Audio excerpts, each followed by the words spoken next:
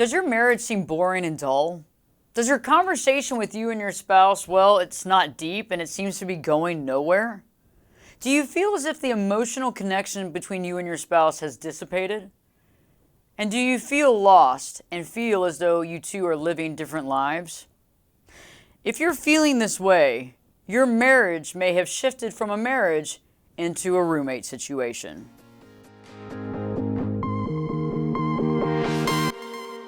Hi friends, I'm glad to be back today, and today we'll be talking about marriage, but specifically when marriage has entered into the roommate situation, or what I like to call it, the roommate syndrome. In today's video, I'm going to cover the indications that your marriage has crossed over this line into the roommate situation and remind you of how your relationship might have been in the beginning and how it is now.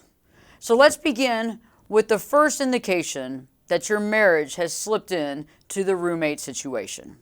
Conversation has become dull and short. This is one of the first indications that the relationship has turned into a roommate type situation.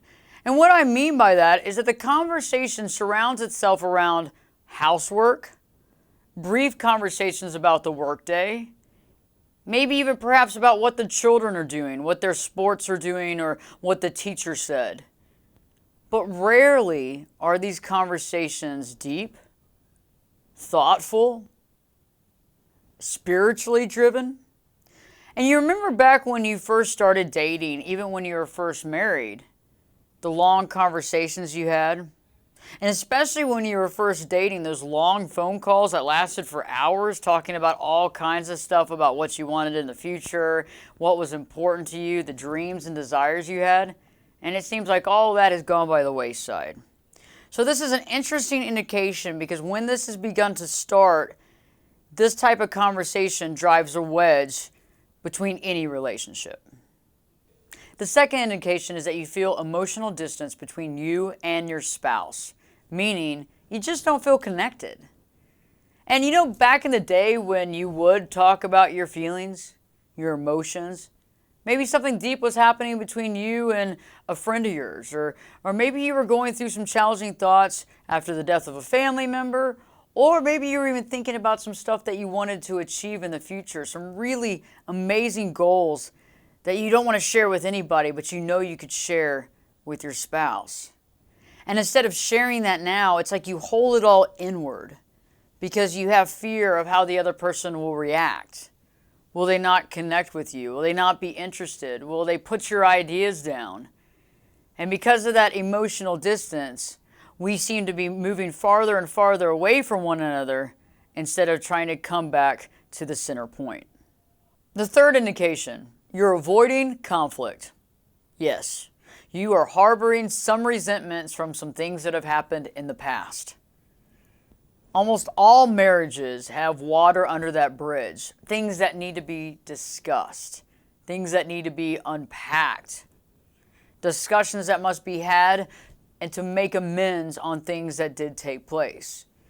All relationships cannot survive properly if we don't deal with the resentment, because what happens is, in relationships, those resentments and the anger towards the other person for whatever happened in the past will slowly kill the relationship because the anger begins to divide you emotionally. Okay? So when we find ourselves in this roommate type situation, oftentimes more than not, there was some conflict and there was some argument and some things happened. And we try to sweep it under the rug, act like it wasn't a big deal. But these conflicts come out in even the most normal of conversations. You know, oftentimes when I'm working with clients, especially with marriage counseling, and they say, we had a great day. We had a great day and a great night. And right before we were going to bed, she had to start an argument and had to argue about X, Y, Z. And oftentimes the situation is that they are having fun and there is some really amazing things happening, but yet there's some stuff that hasn't been dealt with. And so we can't compartmentalize certain emotions in our relationship. It just doesn't happen. And so sometimes we got to sit down and have the tough conversations. We got to discuss the things that we've been trying to pack away for a long time. Because if we don't get to the root of those issues, we will harbor those resentments, start those arguments when there really doesn't need to be an argument started, and we'll never have that emotional true connection that we would if we put it all out on the table, dealt with it, forgave it, and let it go. The fourth indication, sex. Where did it go? I mean, seriously, more often than not, more married couples are not having sex. And a huge percentage of married couples don't even sleep in the same bed anymore, even the same room. So what happened? Well, this is another symptom of the issues in the relationship. Okay, when we have that emotional divide, it's going to go hand in hand with a physical divide. It's just the way it is. So a lot of times I like to look at, when did the sex end? When did it stop? Was there a certain period of time? And more often than not, it might have been years ago. And so if you're in the situation right now and you're thinking, well, I must be the only person in this situation, you're not. You're not. Because a lot of times marriages become going through the motions, okay? Because we've been around somebody so long, we've been with them so long, there's a little bit of taking granted for what we have. But also, we really need to look at those resentments and the angers and those types of things to understand where all this stuff began. Very big indication, but again, don't think that you're alone on the situation, because more couples than not are dealing with these situations here that I'm speaking of right now. The fifth indication that your marriage has become a roommate situation is that you find yourself confiding in other people instead of your spouse. Yeah. Some people call that an emotional affair. We end up talking to someone else. Maybe it's our work husband or work wife or a friend or a coworker or whatever, and we're talking to them about all the deep stuff in our life that we once talked to our spouse about. This is a very big indication that things have shifted in the marriage and really need to be looked at appropriately to try to get the marriage back on course and try to strengthen it. The sixth indication is that you find yourself living different lives. Okay? Your lives aren't parallel anymore. You get home, maybe you hang out a little bit, have a dinner, some small talk, and usually in the past, maybe y'all would have watched a movie together, or maybe taken a walk, maybe exercised together, or done something fun, gone out. But instead, you find yourself retiring into one room, working on one thing, while your spouse sits up on the couch and watches TV. And you find that more often than not, you're living these different lives because almost every single night of the week, the same thing takes place, and your spouse falls asleep in front of the TV and really doesn't come to bed until really, really late. It's almost as if there's an avoidance going on, okay? And I know that it's not always clear, but actions do speak louder than words. If I'm not coming in and hanging out with my spouse and I'm spending all the time in the living room watching TV and falling asleep in front of the TV and not getting up till 3, 4 in the morning and maybe going to bed at that point, that's showing you that I have some conversation that needs to take place. I'm not happy in the marriage, okay? Or there's some things that need to be discussed.